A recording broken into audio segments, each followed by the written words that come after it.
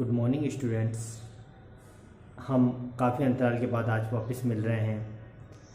Corona की वजह से इस बार विद्यालय काफ़ी लेट प्रारंभ होंगे, तो इस दृष्टि से हम आपकी पढ़ाई को आगे की ओर बढ़ाते हुए, गति देते हुए आज हम प्रश्नावली 1B.4 जो कि संबंध एवं फलन चैप्टर की हैं, इसमें हम प्रांत और परिसर ज्ञात करना सीखेंगे।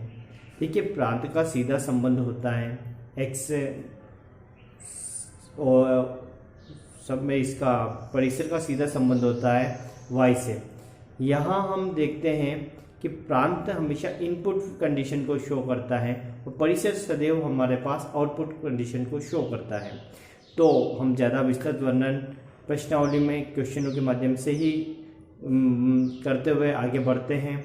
तो निश्चित ही आपको ये प्रश्नावली बहुत ही सरल और रोचक तरीके से की गई है, आपको निश्चित ही समझ में आएगी। आप अंत तक, वीडियो के अंत तक बने रहें। और यदि आपने हमारे चैनल को सब्सक्राइब नहीं किया है तो आप हमारे चैनल को सब्सक्राइब कर दें, क्योंकि जैसे ही हम वीडियो बनाएंगे और इस पर डाउनलोड करेंगे वो सीधा आपके पास प्राप्त हो जाएगा और आप कंटिन्यू अपनी स्टडी को धीरे धीरे इस कोरोना काल में भी आगे बढ़ाते हुए अपने आप को आगे बढ़ा पाएंगे। क्योंकि बहुत ज़रूरी हो जाता है कि रुके रहने का नाम ज़िंदगी नहीं, आगे बढ़ने का नाम ज़िंदगी होता है। क्योंकि कोरोना से लड़ते हुए हमें आगे बढ़ना है, इसलिए हमें निरंतर आगे की ओर कार्य करते हुए बढ़ना है। क्योंकि हमारा काम तो हमें ही करना है, कोई हमारा काम करने कोई दूसरा तो आएगा नहीं। आपका कोर्स आपको ही कंप्लीट करना है, फिर कम समय में ज़्यादा कोर्स करना पड़ेगा। इसलिए आप लगातार अपनी गति को बनाए रखें और अपने कोर्स को आगे की ओर बढ़ाते रहें। तो हम प्रश्नावली को प्रारंभ करते हैं। आज हम प्रश्नावली 1B.4 यानी दूसरी प्रश्नावली की दूसरे अध्याय की चौथी प्रश्नावली संबंध और फलन में प्रांत और परिसर ज्ञात करना सीखेंगे। देखिए, प्रांत का सीधा संबंध होता है हमारे पास यानी x अक्ष से, और परिसर का सीधा संबंध होता है y चर से।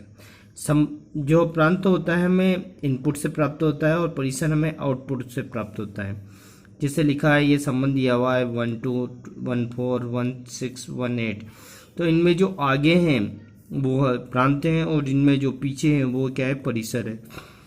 अगला है एक्स वाई अनुपात x बिलोंग्स टू n और y belongs to n। x plus y का मान क्या है, 10 है। तो यहाँ x और y दोनों का योग 10 है। ये इनमें संबंध है कि x और y दोनों का जो योग होगा वो क्या है, 10 है। तो y बराबर हो गया 10 माइनस एक्स। यहाँ हम x और y के लिए प्राकृत संख्याओं को लेंगे। x का मान और y का मान बिलोंग करता है टू नेचुरल नंबर, तो हमें 10 से छोटी नेचुरल नंबर लेना है, तो 10 से बड़ी नहीं ले सकते हैं। x का मान 1 लेंगे तो y का मान हमें 9 प्राप्त होगा। x का मान 2 लेने पर y का मान 8 होता है। इसी प्रकार x का मान 9 लेने पर y का मान 1 प्राप्त होता है। जो हमने यहाँ इनपुट किया था, जिसे x की वैल्यू इनपुट की और y की वैल्यू हमें आउटपुट में मिली, जो इनपुट किया था उन्हें हम प्रांत में लिखेंगे। 1 2 3 4 5 6 7 8 9। हमें आउटपुट में जो प्राप्त हुआ था 9 8 7 6 5 4 3 2 1, ये हमें आउटपुट में प्राप्त हुआ था। ये हमारे पास परिसर होगा। अब हमारे पास x belongs to n, x y अनुपात x बिलोंग्स टू n और जो x का मान है वो 5 से छोटा है और y बराबर 3 है। यहाँ आपको कहा गया है कि x का मान है वो 5 से छोटा है, यानी x का मान हो सकता है 1 2 3 4, y बराबर कितना है 3। तो प्रांत तो हो जाएगा हमारे पास 1 2 3 4 और परिसर हो जाएगा 3। इस प्रकार आगे देखते हैं हम लोग।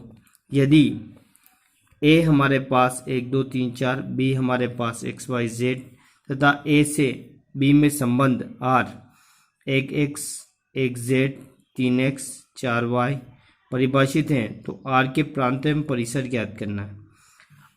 a बराबर आपको दिया है 1 2 3 4, b बराबर दिया है x y z। तो हमारे पास यहाँ संबंध भी दिया है ax 1z 3x and 4y।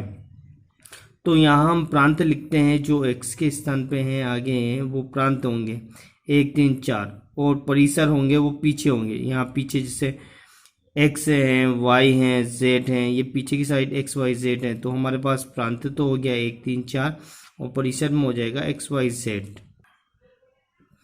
संबंध r का प्रांत और परिसर ज्ञात करना है। यहाँ संबंध इस प्रकार का दिया है x+1 एंड x+5।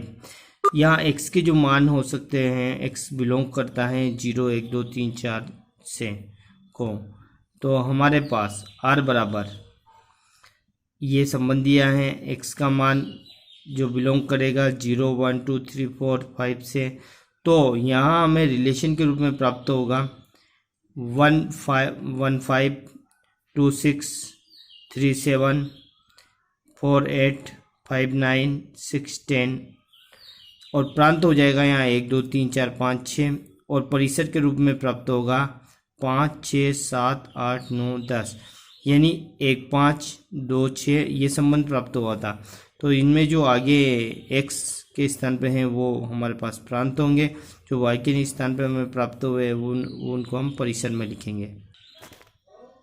यदि a बराबर 1 3 4 और b बराबर 3 5, तो r में संबंध हमारे पास 1 3 3 3 और 4 5 हैं। तो r इन्वर्स ज्ञात करना है। r का मान हो गया 1 3 3 3 4 5। r इन्वर्स का मान हो जाएगा, जैसे r का मान 1 3 है तो r इन्वर्स का मान होगा 3 1, मतलब x y के स्थान पर y x के स्थान पर आ जाएगा। ऐसे ही ये इसका 3 3 हो गया और 4 5 की जगह क्या हो गया 5 4। इस प्रकार हम r इन्वर्स फाइंड कर सकते हैं। अगला प्रश्न है, माना कि समुच्चय a b c d निम्नलिखित संबंध है। संबंध है AC AD CB CC और CD।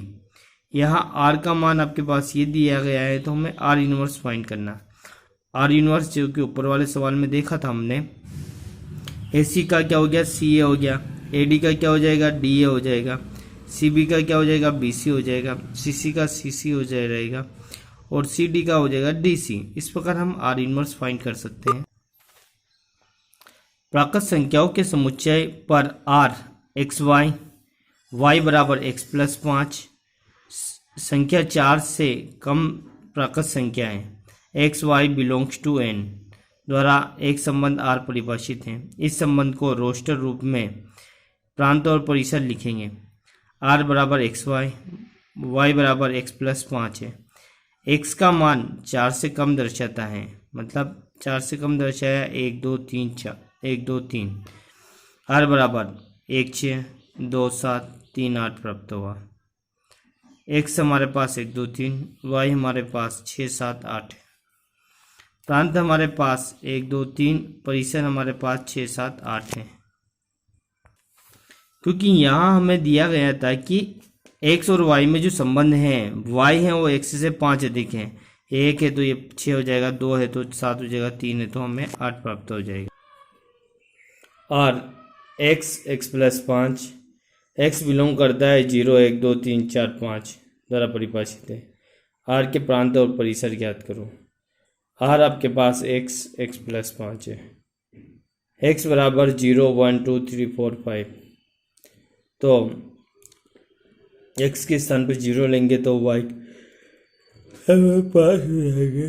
x के स्थान पर 6 लेंगे तो x के स्थान पर 1 लेंगे तो y के स्थान पर हमारे पास 6, x के स्थान पर 2 लेंगे तो y के स्थान पर हमारे पास 7 हो जाएंगे, x के स्थान पर 3 लेंगे तो y के स्थान पर 8, x के स्थान पर 4 लेंगे तो y के स्थान पर 9, x के स्थान पर 5 लेंगे तो y के स्थान पर 10 प्राप्त हो जाएंगे। तो जो हमें x के स्थान पर प्राप्त हुए हैं वो होंगे प्रांत, और जो परिसर के स्थान पर प्राप्त हुए हैं वो होंगे परिसर में। तो हमारे पास इस प्रकार प्रांत हो जाएगा 0 1 2 3 4 5 और परिसर हो जाएगा 5 6 7 8 9 10। इस प्रकार ये हमारे पास प्रांत और परिसर प्राप्त हो जाएंगे। आकृति में समुच्चय R में R P से Q का संबंध दर्शाया गया है। इस संबंध में समुच्चय निर्माण रूप में रोस्टर रूप में लिखना है। समुच्चय निर्माण रूप में यहाँ R x y है, पी के अवयव हैं हमारे पास 5, 6, 7, क्यू के अवयव 3, 4, 5 हैं। 5 का संबंध 3 से, 6 का संबंध 4 से और 7 का संबंध 5 से। यहाँ क्या है कि पी और क्यू में क्या रिलेशन होगा, तो यहाँ देखते हैं कि जो क्यू है वो पी से कितना है, 2 कम है, तो यहाँ लिखेंगे y बराबर x माइनस 2, क्योंकि यहाँ संबंध ये लागू हो रहा है कि y का मान है वो x के मान से 2 कम है। तो ये हमारे पास ये संबंध होगा y बराबर x minus 2, x belongs to p, y belongs to q। तो रोस्टर रूप में r 5, 3, 6, 4, 7, 5 और प्रांत हो जाएगा 5, 6, 7, परिसर हो जाएगा 3, 4, 5। तो इस प्रकार हम समुच्चय निर्माण रूप और उसे रोस्टर रूप में लिख सकते हैं। निश्चित ही आप लोगों को ये प्रश्नावली समझ में आ गई होगी। हम आगे अगली प्रश्नावली के लिए अगले वीडियो को देखते हैं।